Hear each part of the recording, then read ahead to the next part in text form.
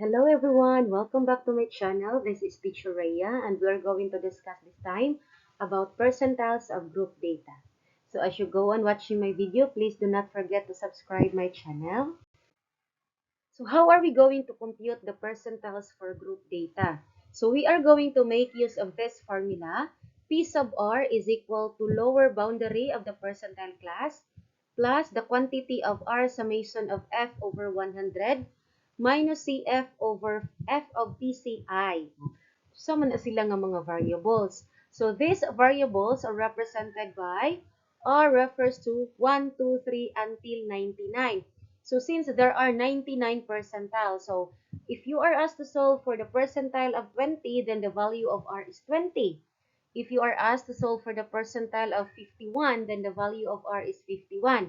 So the value of R matters on depende kung what particular percentile ang imong gisolve.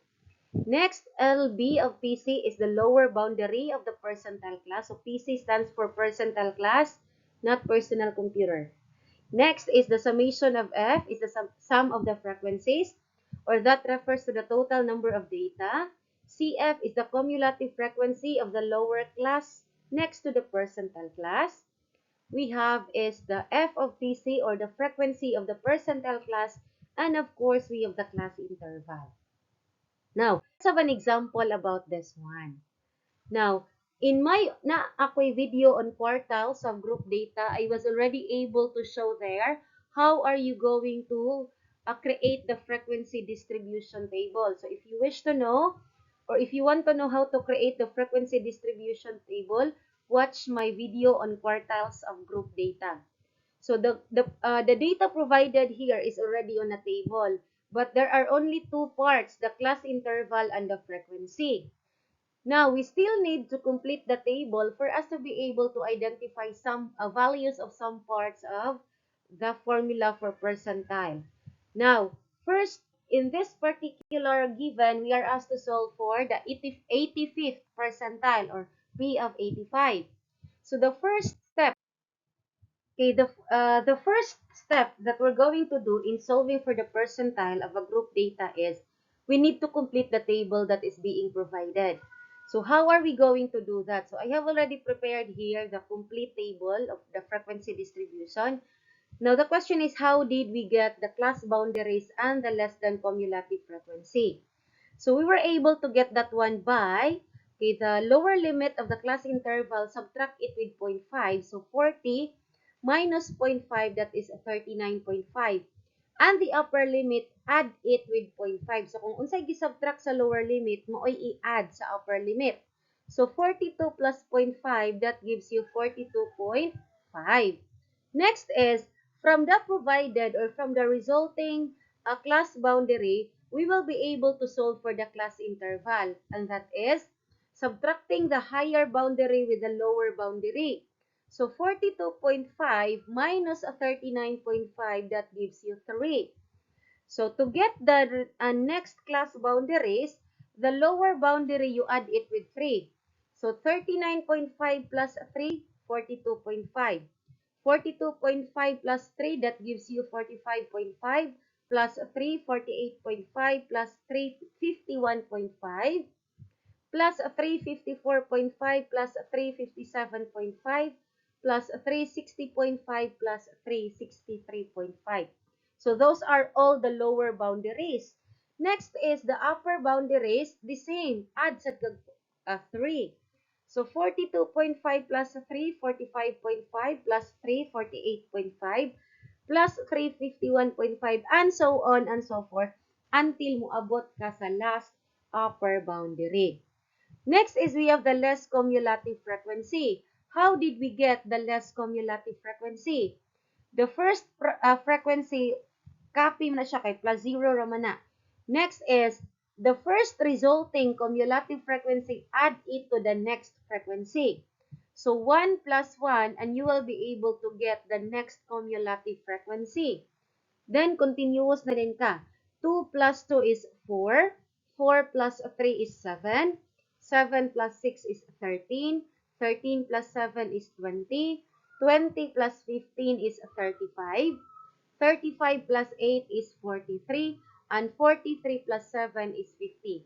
To check whether you are able to get your cumulative frequency correctly or not, your last number should be equal to the total frequency. Your total frequency should be equal to the number of students or the number of data provided. So that is how are you going to check your table.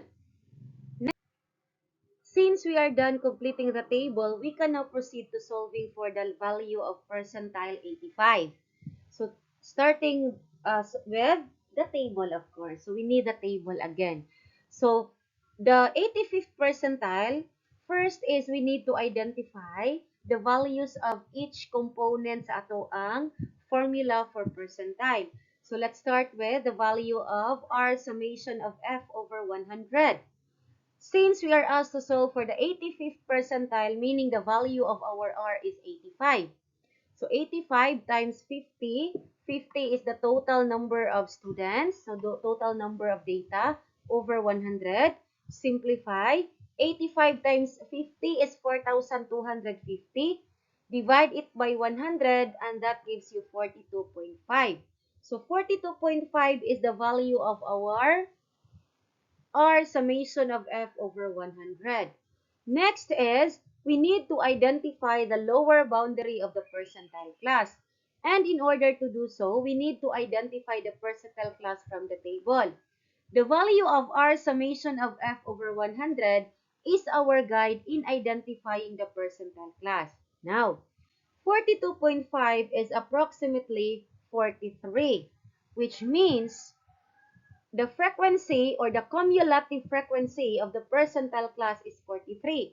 So from the table distribution or frequency distribution table, you try to locate in the less than cumulative frequency 43. And luckily, naatay exact 43. Meaning, that is our percentile class. So from the percentile class, we can identify now the lower boundary, which is 60.5.